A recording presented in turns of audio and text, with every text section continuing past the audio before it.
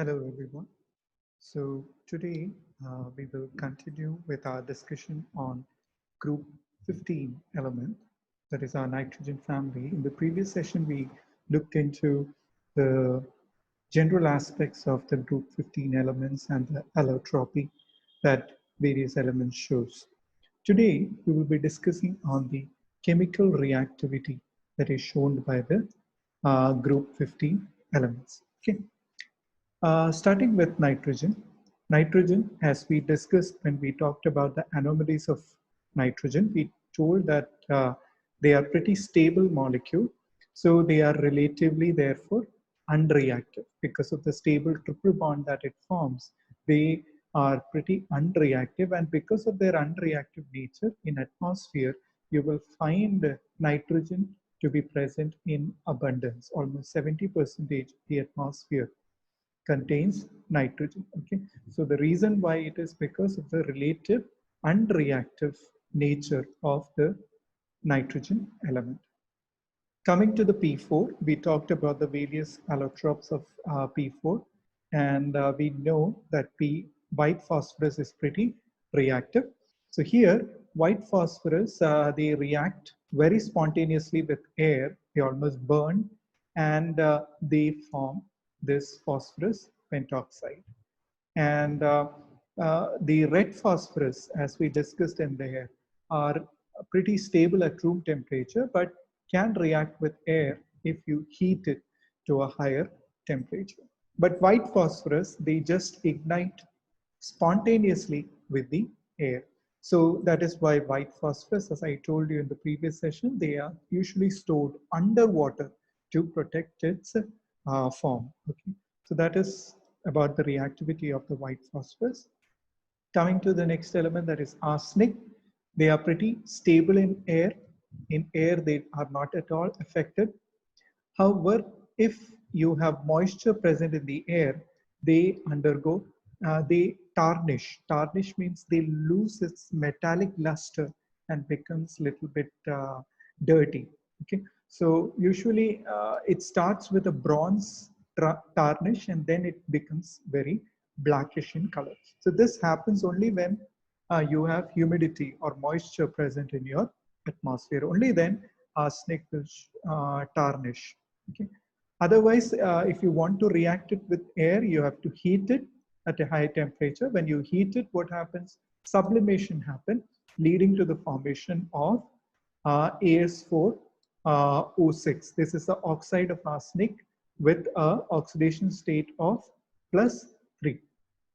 Okay, and here you might be surprised that the arsenic in its +5 oxidation state isn't formed here. Okay, what is formed here is when you heat it, you get arsenic in its +3 oxidation state. Okay, and as you know from its positioning, arsenic comes just after the first series of the transition elements. So it is like 3d10 completely filled. So because of the pore shielding of the 3d10 electrons, the s electrons experience more of the nuclear charge and nuclear effect, and that is why only the p electrons participate in the bonding, and so that is why +3 oxidation state becomes more preferred in the case of arsenic. However, this particular oxide, that is +5 oxidation state, is not formed. Please correct this. This is arsenic, As. Okay, so this is not formed when you heat it. Now, you can form, like when you react it with oxygen, instead of air, if you react with oxygen, you can form the oxide of arsenic both in its +3 oxidation state as well as in its +5 oxidation state. Both oxidation state are possible when you heat it with oxygen. Now here, the formation of these +3 oxidation state and +5 oxidation state arsenic is on the basis of the concentration or the amount of the oxygen that you use for this particular reaction. So if you use a smaller amount or a molar ratio in a way that it leads to only +3 oxidation state. However, if you use a larger concentration of oxygen, you will get a +5 oxidation state. So both these oxides are possible, but the more preferred ones are the ones in which it is existing in its +3 oxidation state. Now, because of this fact that arsenic always prefer to have +3 instead of instead of your +5 oxidation state. Because of this, these particular compounds, that is arsenic oxide in its +5 oxidation state, as well as this particular compound of arsenic in its +5 oxidation state, they act as oxidizing agent. So that means they are able to accept electron to form to go into a compound in which they exist in their +3 oxidation state. And that is why these compounds where the arsenic have the oxidation state of +5, they act as oxidizing agent. Moving further, when we looked at antimony element, they are pretty stable. They are less reactive to air as well as moisture at room temperature. Okay?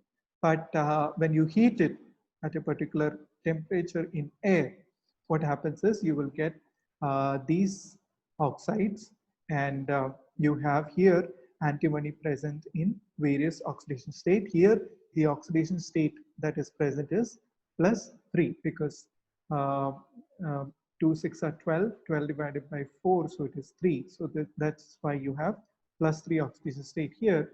If you talk about the oxidation state here, it would be +4 oxidation state here. And here, the oxidation state of antimony is +5.